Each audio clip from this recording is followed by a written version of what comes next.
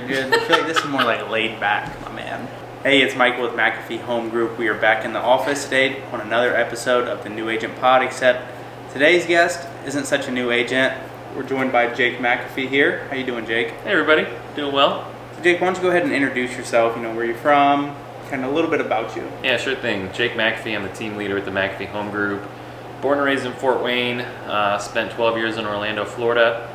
Moved back in June of 2019, started all over in real estate, and have now grown a team. We're just bringing aboard our fourth agent and a new admin next week, so a lot of exciting things going on. Yeah, really rapidly growing.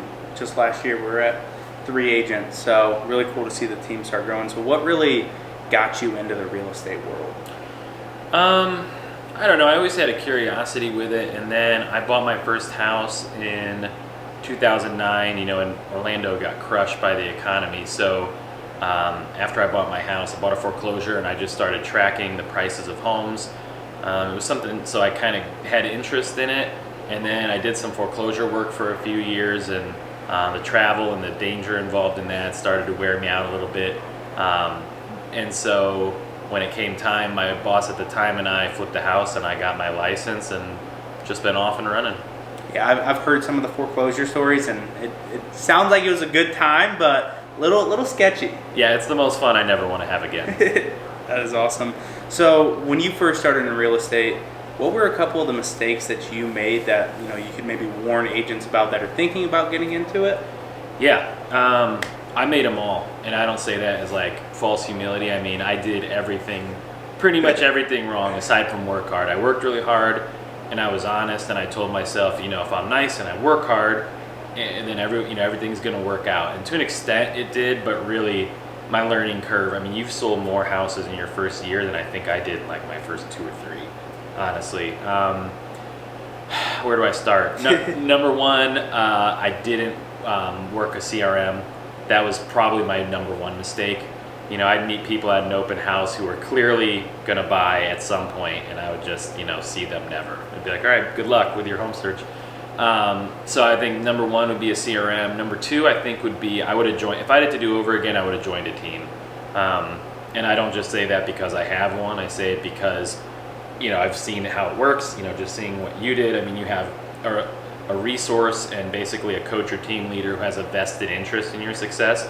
Like if you sell something, I get paid too, so I'm incentivized to care. Yeah. And it's, versus just me doing you a favor. When I was new, I was asking agents questions who had their own problems, and so luckily I had someone who helped mentor me, but again, he had his own book of business. So if I had to do over again, I would definitely have joined a team, worked a CRM, and cold call. That's probably the third big one. Is it took me probably 5-6 years in the business to start cold calling, and once I did, my sales just took off, and it really opened my eyes. I wasn't even good, I wasn't even that organized, I was still a single agent, and even then I was like, whoa, this is something I should have done a long time ago.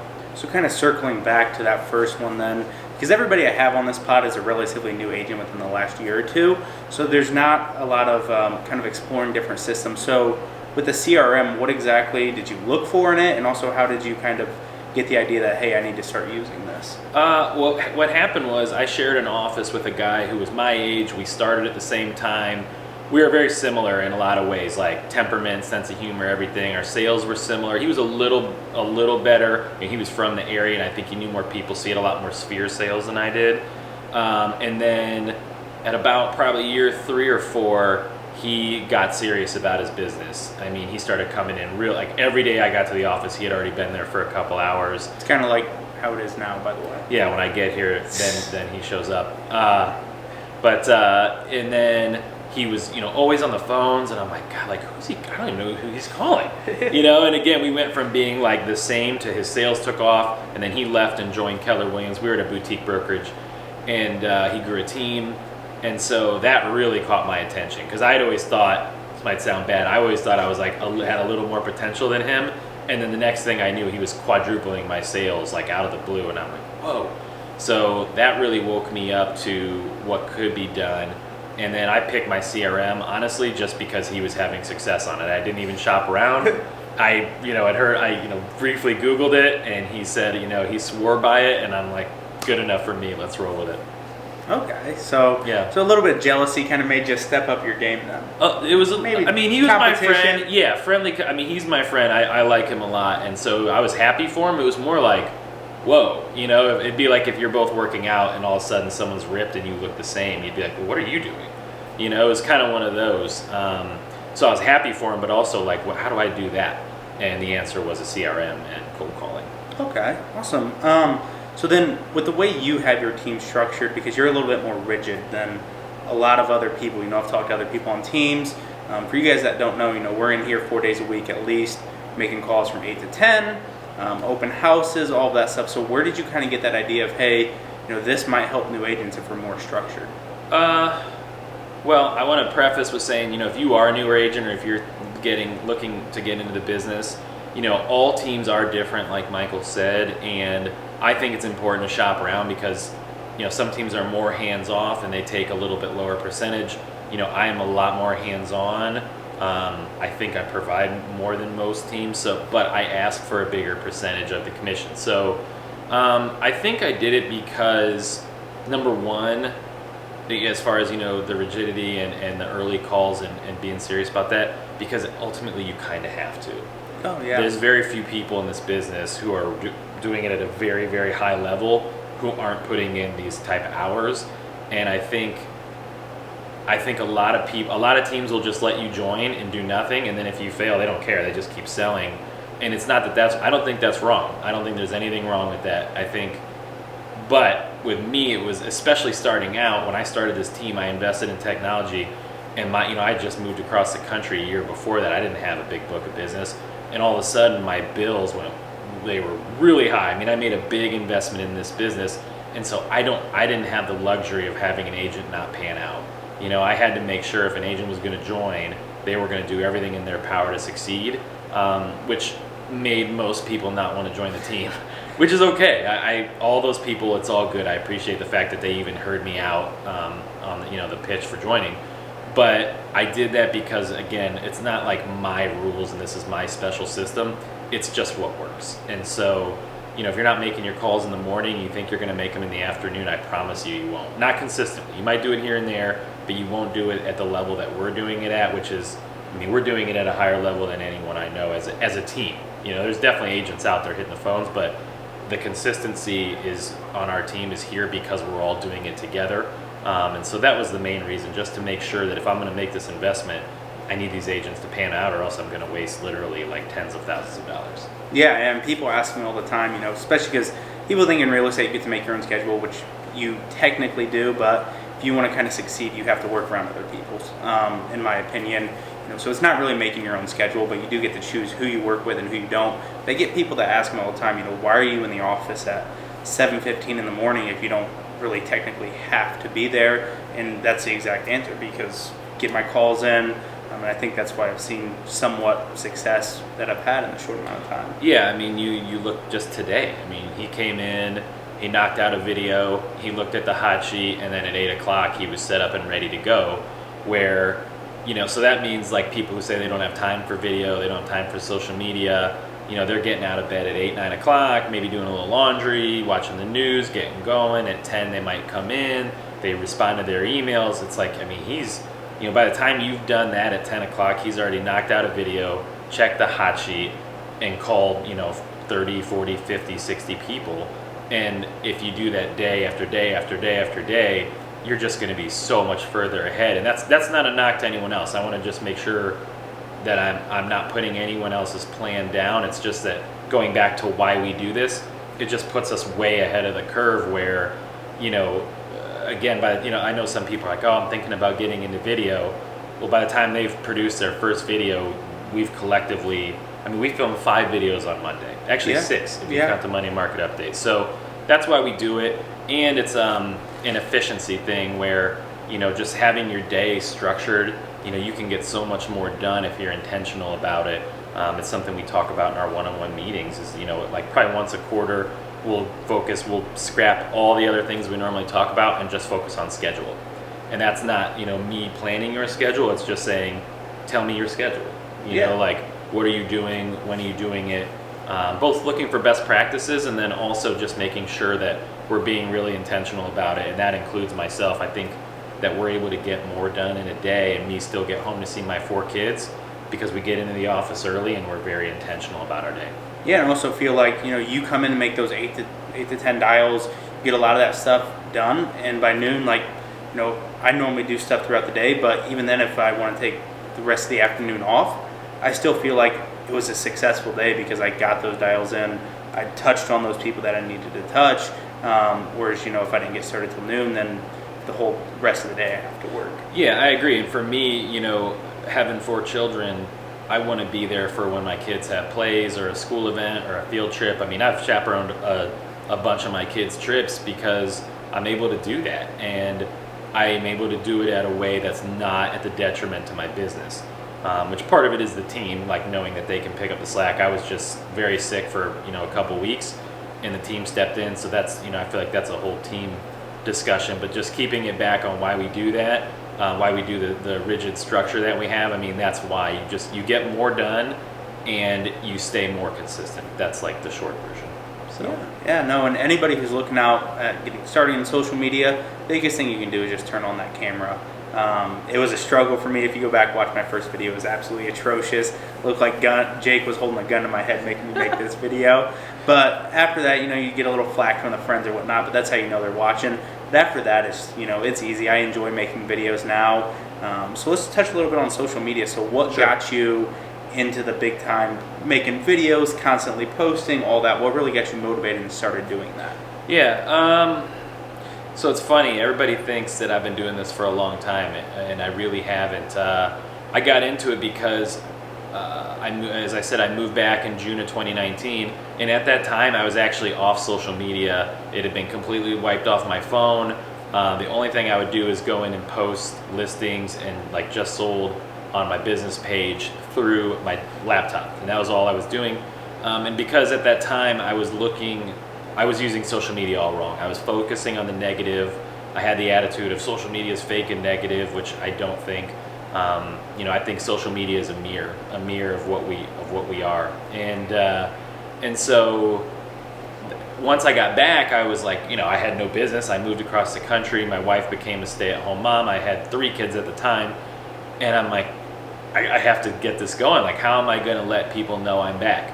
And so I got back on social media, and then I golfed with a friend, and I asked him, I said, hey, you're pretty good on social media. Like, what do you do? And he said, all I do is I listen to Gary Vee. And I was like, who's Gary Vee? And he said, Gary Vaynerchuk, he's a business person, but he puts out a lot of content, and he has a podcast.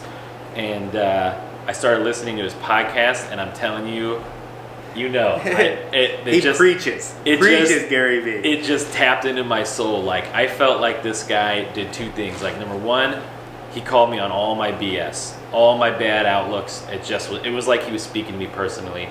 And secondly, everything that he said to do, it just made sense. Like, there's some stuff where I'm like, God, I don't know about that. And everything Gary Vee said, I was like, it's all very logical and it's all very simple, and it was all very attainable. It wasn't like hire a videographer and spend 15 grand producing videos. It was more just like be yourself and put it out consistently. So that's what got me into it. When I hear that so often, like, hey Mike, I want to get started in video, but I need to go buy this and buy that, and I'm like, no you don't. You've got a cell phone with a camera. Literally hold it up and go like this and start talking. And so so here's another way to piggyback off that. So you've heard me say this, but I bought a tripod in 2017 because I was going to start making video. Which, by the way, if you're saying that, you should stop, because that means you're not doing it. You're either making video or you're not. You're not starting to make video. So I was starting to make video, and I bought my tripod in 2017, and that sat in the box until COVID hit, and then I was stuck at home with no showings and no listing appointments, and I basically had to come to Jesus with myself, and I said, you're either going to do video right now or you need to just stop, and admit that you're too afraid. And so got the tripod out of the dusty old box and made a video. So, but I do really want to reiterate, like, there is no starting, you just got to do it. And to back that up, my wife has built a sizable following on Instagram. And she had a 3-year-old, or like whatever the model was, she was 3 models back. It was broken. The camera was kind of messed up. And in 1 year, she added 20,000 followers with that busted up phone. And that really eliminated all excuses for me. I'm like, well, because I was always the guy, like you said, I was like, I got to get the camera, I got to get the tripod, I got to get the sound, the lighting, and all that's really just a elaborate way to procrastinate. So once I got past that, I got past my fear, I got past my excuses, then you could focus on the fun stuff, like thinking of the video and the creative side. Yeah, no, and I mean, that stuff all comes down the road. You know, I've just now started really investing in the camera equipment because I've been doing it for about a year now. I really enjoy it, and I thought it was about time. So, but for the full first year, we were using my cell phone and then the Osmo Pocket, which are both pretty, you know, affordable options, and everybody has a cell phone. So it's not like you need this big chunk of money down to start shooting video. So just turn on that phone and get started with it. So touching back, you know, you said you moved up here from Orlando. Kind of tell me about that transition of, you know, going from Orlando to here where, you know, I know you're from here, but you didn't have that huge sphere that was you were constantly plugged into. Yeah, you mean just like how I got the business started? Yeah, kind of how you get the business going up here. Really, well, because my wife became a stay-at-home mom and she had a pretty sizable income in Orlando, you know, I had no choice. That was where I got back on social media. I'm like, I have to make this happen. So my focus was way different than it was in Orlando, where, you know, there I was picking up the kids every day, most days, feeding them, bathing them, you know, helping, like we were taking turns if someone was sick. You know, a lot of times being an agent without a boss, it was me staying home with the sick kids. So being here really freed up my time. So that was a big part of it. It was like all of a sudden my time got freed up and the stakes got way higher. But I would say I just got more intentional. You know, I just got more intentional, and I try to be someone who's as, you know, stubborn as I am. I'm sorry, I know I'm stubborn. I feel like I can be open-minded and I can find the right path, and I just felt like, you know, I joined a boutique brokerage here that functioned as a team, but I knew right away I needed to have my own team. It just made sense. It was like a chessboard. I could just see what I wanted to do, and I needed to do it. But that was really it, just like consistent, like just getting consistent, even more consistent than I was in Orlando, even though things were really starting to take off for me down there. Okay. So now with a new agent jumping in, do you think it's better for them to maybe take that assistant role or just get your license and jump straight in? I don't think there's a right answer to that. I would say I think it depends on who you are. You know, if you like checklists and organization and spreadsheets, and you need to be, for example, I had my assistant in Florida. You know, she was definitely very like structured like that, and not a natural salesperson, and very, very intelligent, like very good person. But like, for example, there was a new development that we landed. We were going to start holding it open, and her first question was, "Can I get a copy of the contract? I need to know the contract." Where I'm like, just get me in there. You know, let me hold it open, and I'll figure the rest out. So I think it's all about self-awareness. You know, if it terrifies you to jump into sales and not make money, you know, or you can't, you know, not everybody has that luxury. I would say start out as an assistant. I think it's like my new thing I'm campaigning on. I think it's the most overlooked thing. I think there's like a stigma with being called an assistant, which is just ridiculous to me, because like, why is there a stigma with being a top producer's right-hand, you know, guy or gal? Like that, there should be no stigma. That should be a badge of honor. Like, hey, this person who's doing great trusts me with, like, you know, executing for them. So I don't think there is a right answer. I think you kind of got to go with your gut, and, you know, I think the assistant route is better if, again, you know, you don't feel ready, or you need to feel more prepared first. You know, it's a good way to dip your toes in while making money and being valuable to the team. So I think just know yourself and then make a decision.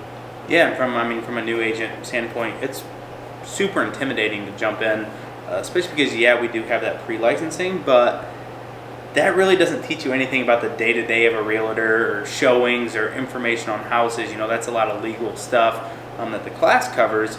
So jumping into it, I feel like it would have been nice to have a little bit more background on it, but I'm also the type of person that, you know, I'm more of a hands-on learner. Just throw me in the situation. Yeah, I think knowing you, I don't think the assistant route would have been good for you, but I can think of specific examples where it 100% would have been the right route for certain people I have in mind. So, I think at least explore it. I would just say if you have like, I don't care if you like got your master's and you just feel like you're too good to be called an assistant, like get over that. That's pride and ego. I would say give it a shot, because being a real estate assistant means that you're going to be extremely busy and you're going to learn a ton, and you're going to see the intricacies of how the business works. Like an assistant's going to know more about my business than probably even he does. You know what I mean? Because they're going to have to be a part of all the inner workings. So you get to really see how it works. You get a great education, and you can decide, is this something for me? You can watch, agents take their lumps and lose deals and get yelled at and have people cancel, and you know what I mean, or have big wins and see how they handle that. So I don't know. I just think it's a really good route that more people should explore. I don't think everyone should do it, but I think more people should do it.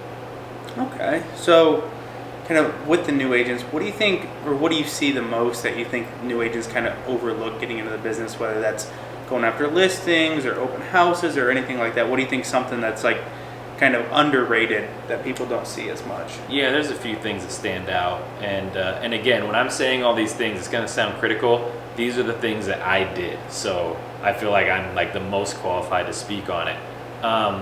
Number one is not working a CRM. I mean, a CRM, if you don't know, client relationship manager, it basically helps you keep in touch with a large amount of people.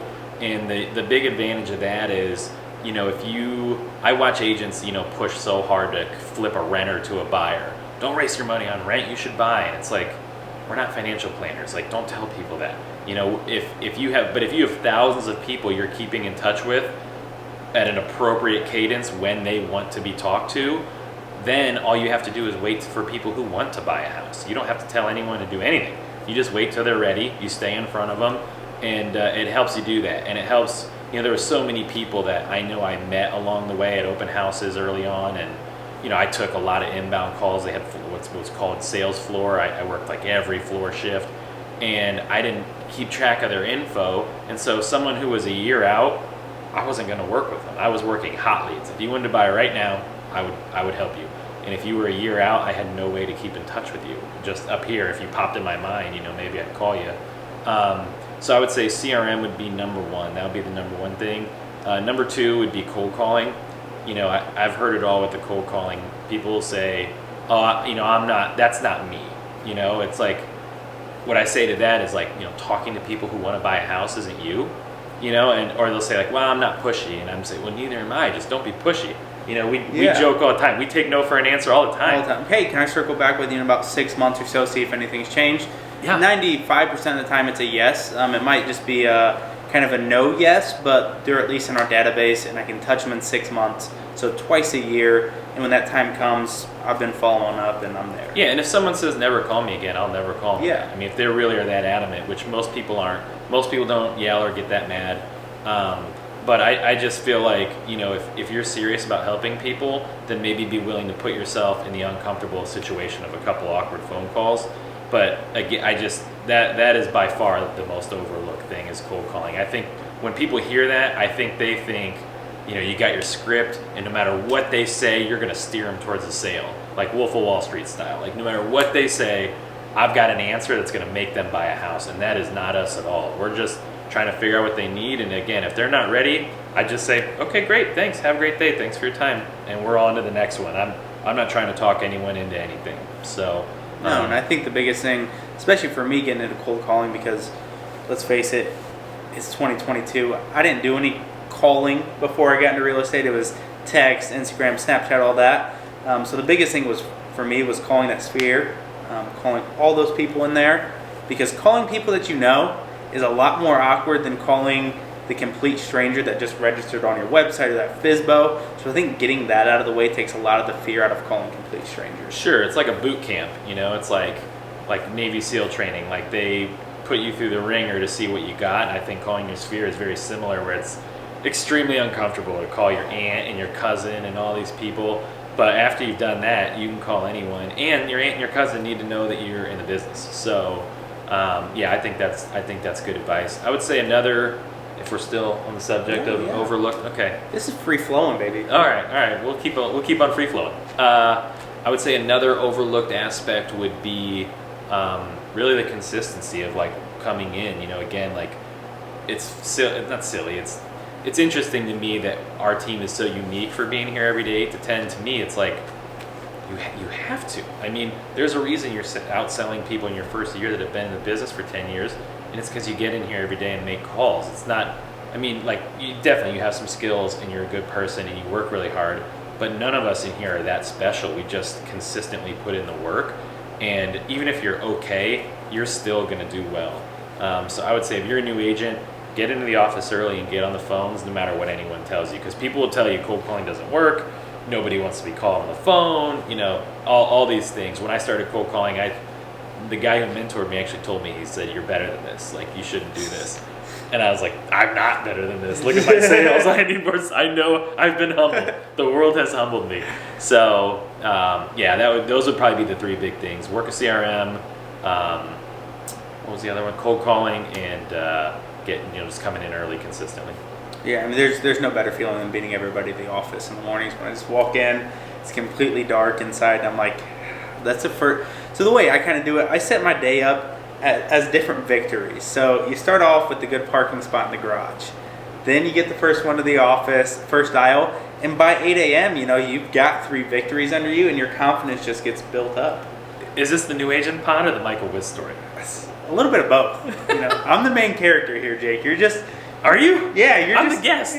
Fair enough. So, piggybacking off of that, how do you deal with people who maybe don't have a bunch of confidence? How do you build that up, especially cold calling? Because getting into it, I did not have confidence on the phone. That's tricky, but also very simple at the same time. I think you just have to do it. You just have to do it. And if you really can't get yourself to do it, then to me, maybe this isn't the business for you. And then this is kind of like heady, but I look at things. I look at anything that I'm scared to do, and I say, do I want to regret not doing this when I'm old? Or do I want to be 90 years old and look back and say, what would have happened if I tried that? And to me, I would rather try and fail something, because I feel like there's a lot of learning to be done in failing. And you'll either say, okay, next time I'm going to do this, or I'll say, I don't want to do that anymore, And so to me, it's, just do it. And it also, I think that's where joining a team comes in. If you're like, we have people come in, that's why we kind of call as a team. You get to hear everyone else on the phones, you get to hear their conversations, you get to hear them get yelled at, and know that, hey, it's not just me, it's, or someone's rude, or, I had someone once call me a vulture, seriously, he was like, vultures like you, and I mean, I was just literally calling to see if he needed help, and I was just like, okay, I didn't even bother. I was like, sorry you feel that way, thanks for your time. And so, knowing that happens to people, I think can help, but ultimately, I mean, it's okay to be nervous, but if you don't have any confidence, I don't know that this is a business for you, honestly. Yeah. I mean, you're guiding people through a stressful and difficult time. I don't know if that's a good answer. I mean, no, I see what you're saying. I mean, you need a level of confidence to start. Like, you can't start out with 0 confidence and do good. But building that confidence is just doing it. If you're nervous or you're like really worried about it, I would say shadow. Like we just had someone in here Monday morning who's interested in joining the team, and I actually got this from my wife because she was in sales, and she's like, start having people come in and listen to you guys on the phones first. And I'm like, that's a good idea. And so that way they can see. And what's funny is what usually happens, people have said this to me, they'll say, this is nothing like I thought it was going to go. I remember I set a listing appointment I was calling on speakerphone, and the agent was listening, and I think she was coming in again thinking we were going to be aggressive and pounding people on the phones, and I was just asked them what they needed help with. They told me. I said, can I meet with you? They said yes. I said, can I come at 1 o'clock? And they said sure. And like that, I had a listing appointment, and I looked at her and I said, eh? And she was like, that was not how I thought this was going to go. And so I think, maybe exposing yourself to it if you want to try, or that's where, being an intern or, an assistant, or even part-time, if you just want to, again, to get a taste, that might help as well. So kind of coming off of that then, I also feel like, with that confidence building, I think dialing as a team, it helps to hear other people mess up. I will mess up completely on a voicemail, laughed off, and I think knowing other people are messing up and not everybody's perfect on their calls, I think that really helps with kind of boosting how we feel. Sure, and that's why I don't what do you call it, role play. Like a lot of people will do role playing, and I don't think there's anything wrong with that. I think role playing is advantageous, and I know a lot of people have had successful role playing. I personally don't, because we have a huge amount of leads, and to me, that's time we could have just spent on the phones. Knowing though that both myself, agents, and especially new agents are going to blow good leads. Like that's just going to happen. But I can live with that as long as we're in the game, taking swings. Take your at bats. And then I just live coach. Now, like I'll listen. I can tell like if my phone's ringing or if I'm between calls and I can hear one of them, I'll pause my calls and I'll listen, and I can kind of tell what we've done this enough, and I can tell what was said and what was not said. And then when they hang up, I'll say, well, what'd they say? And then they'll say they said this, and I'm like, okay, well maybe next time, try that. When they say this, say this, and it's more, again, not to try to get them to do anything. It's more to we need to dig for information so we figure out what they need. And if we know what they need, which might be, an example would be, instead of just saying, not interested, and you say, okay, bye, we would say, they'll say, not interested, and say, well, is there like a timeline you had in mind that I can reach back out? Yeah, we're not doing anything until my kids graduate, in May. So then now we know, like, all right, type in our notes, kids graduating in May. So come April, we call, hey, you had mentioned when your kids graduate, you were going to want to make a move. Yeah, we are. Okay, great. Well, could I interview for your business? We'd love to help. Yeah, sure, that'd be great. And there you have it. That wasn't pushy at all. And that was live coaching with a subtle tweak that got someone an appointment. So I think, for us, it's just getting the reps in and then getting the live feedback. Yeah, kind of like what do you always say? Can't read about doing push-ups. That's a Gary Vee quote. You can't read about doing push-ups, and it's true. You just got to do it, and like he said, doing it together. Even for me, like just to be perfectly transparent, I was so uncomfortable cold calling. Even when I moved back here, at the brokerage I was at before this, I would lock myself in the conference room so no one would hear me. I was uncomfortable and I was self-conscious about it, and I was nervous about sounding stupid. And so I want to just make it clear, it's not like this is something that has come natural to me. It's a skill that we've honed over time, and now I'm doing it on speakerphone with new agents, and we're all calling in here together every single morning, and it's almost like it doesn't even register anymore. We got a pair of light. We gotta go. We got a ghost. There's a ghost in the building. So kind of piggybacking off of that, those open-ended questions have helped me out so much from Never Split the Difference. I mean, that's really just kind of changed my entire game. Where'd you get that book from? I've never really asked you that. Where'd you kind of get that idea from? My buddy Don Harkins. I should give him a shout out by name. He's probably not going to watch this, but Don Harkins, he's the one who got me on the CRM, the one who I shared an office with that started the team. Not only is he a friend, I've never had a friend who is like a mentor, and I think he's younger than me, but I look up to him so much. Seriously, he's been huge in my life, and he told me about that book, and he's like, "Have you seen Never Split the Difference?" Or read it. I said no, and he's like, "That book totally blew my mind. Please read it." And I of course didn't, and I don't know how it got back on my radar, and then I ended up listening to it on tape, and I was like, "Whoa!" And then I listened to it again, and actually I kind of want to do it a third time. So. It's funny. I don't even like people knowing about that book. It's like I want those tactics for myself. We'll splice this out. I'm just kidding. No, it's a really good book. It's that good. One of the most impactful books that I've ever read. It really is. I mean, it makes you look at every single conversation as a different way. And it's not just it's a sales book and a negotiating book, but it's not like a push to yes book. Yeah, it's not get what you want. It's just. I think in conversations and cold calling and negotiation, people mentally give up too easy. And this book teaches you how to take it a little bit further to figure out what the other person's goals are without being obtrusive or offensive. Which is what we're trying to do. Again, when we're cold calling, we're not trying to make them sell. I'm just trying to figure out if they want to sell, even if they want to get off the phone right away. If I can get like a little nugget that tells me when to reach back out or how often. Because I can help them. Like we have a really, really good product that we're super dedicated to, and when I see them list with a terrible agent with cell phone pictures, it hurts my soul. I'm like, I should have done more to get that, So that's really the goal.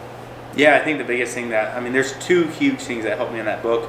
First was when he talked about how fast the average human responds to a question, and it's just like boom, and we don't realize how fast we are, and we feel like if we take half a second to think about it, it feels like eternity.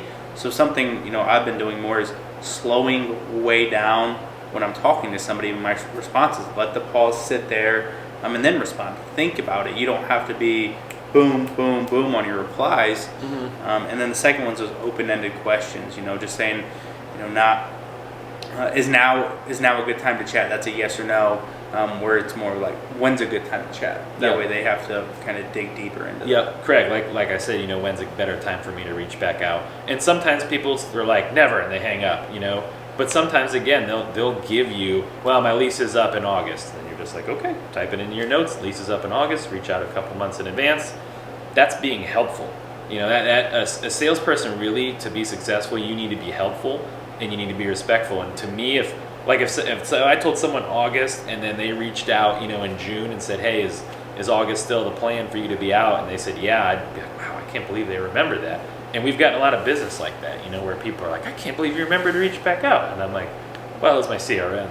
Circling back to the CRM. But I'll still take the credit. Yeah, so. That's a great feeling. They're like, oh, yeah, I remember. Yeah, thank you for checking back up. I'm like, yeah, definitely. My computer definitely just didn't tell me to call you again. Yeah, but I mean, you had the discipline to put it in your CRM, to set the reminder to come in here and do it. I mean, definitely. But yeah, you're right. It wasn't just something we remembered, off the top of our head. Yeah, no. So I mean, that's been huge.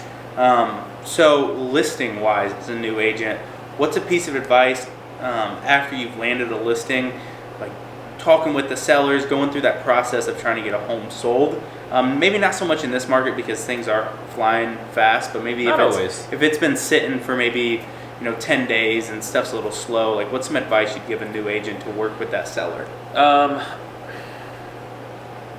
The short answer is know your stuff.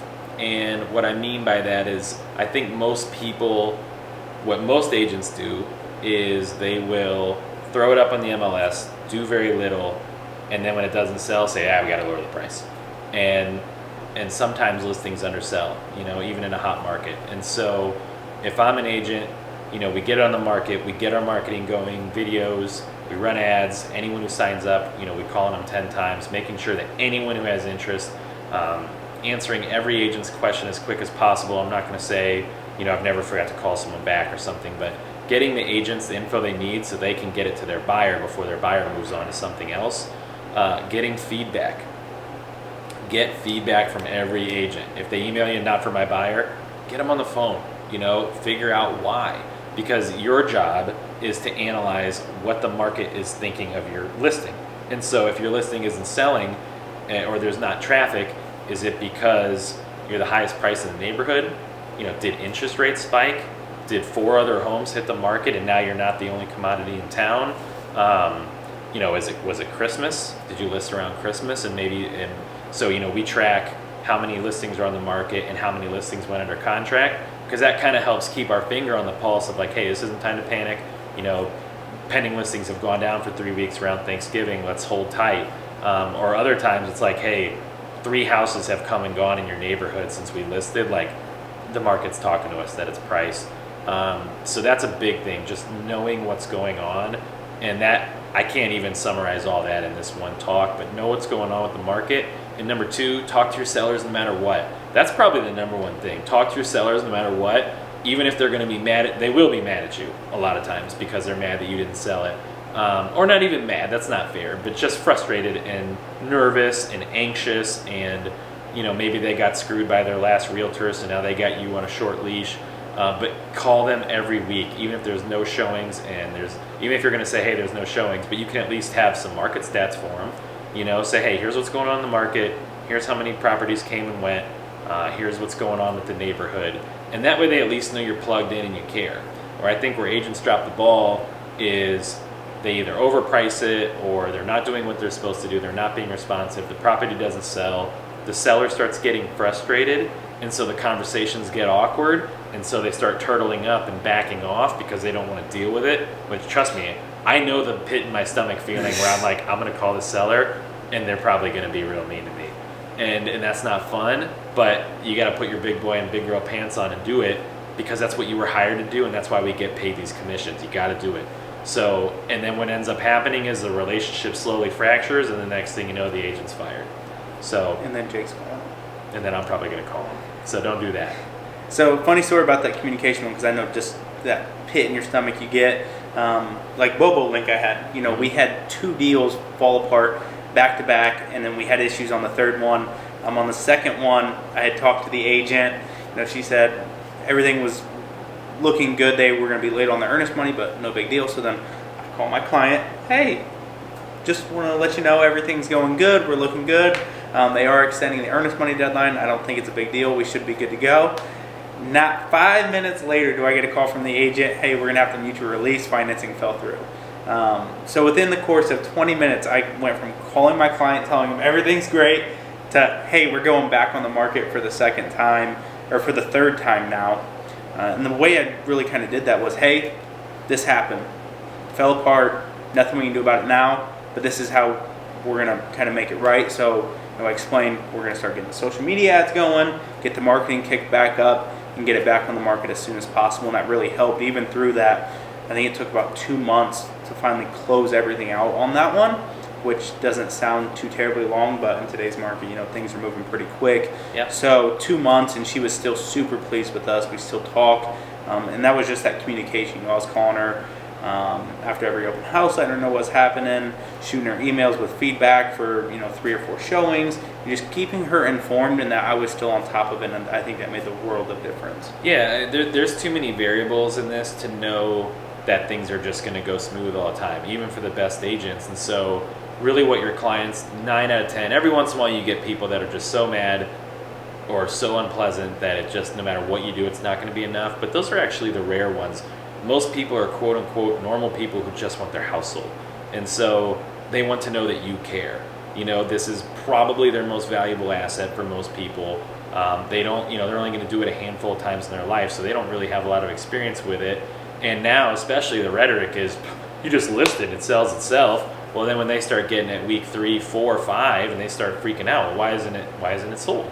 And so if you're in the know, and you're diligent, you're working every day, you're responsive, you tell them what's going on, you'd be surprised at how many people will give you a shot and hang in there with you, and as long as you can articulate why they should.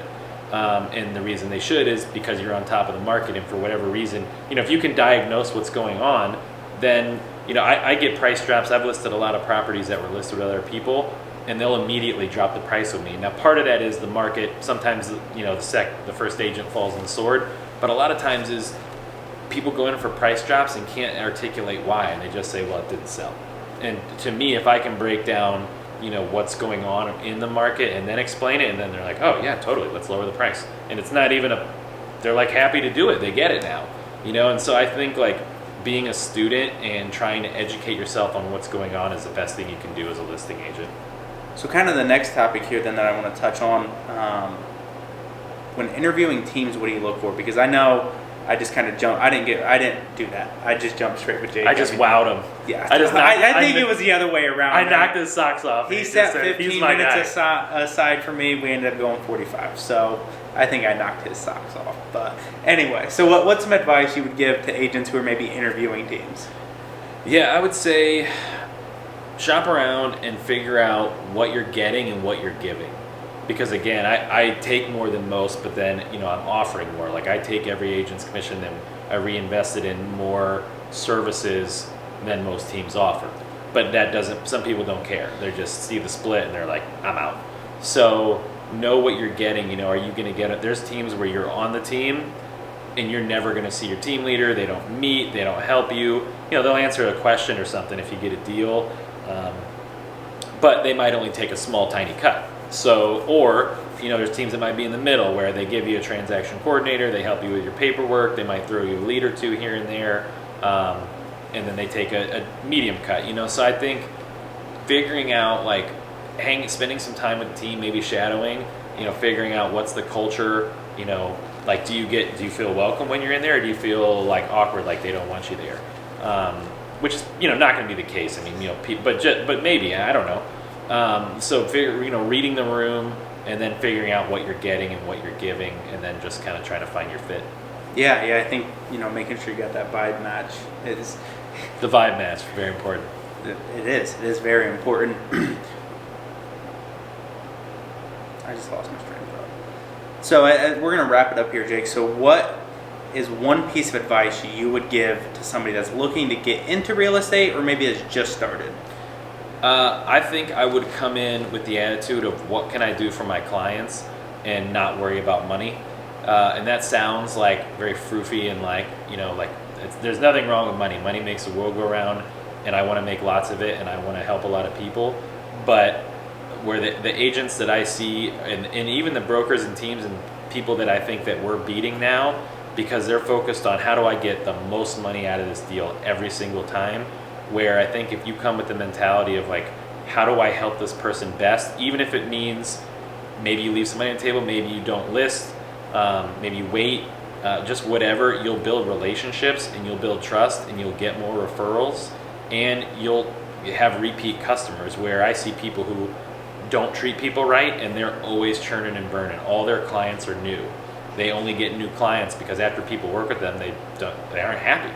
And so yeah, they're making lots of money, but that's a grind, and that's, I don't know, if that's your way, then hey, more power to you. But to me, come in focused on what you can do for others. Like how am I the most valuable person I could be, which means study the hot sheet, know the inventory, know what interest rates are doing, do all the things that we just talked about, and you'll be valuable to someone. If you're coming in like, you mean if I sell that house, I get a $6,000 check? You've already lost to me. Michael and I are going to smash you, and it's not going to work. So that would be my advice. Come in with the mindset of being helpful and a teacher. Awesome, man. Well, I really appreciate you sitting down with me, and see ya.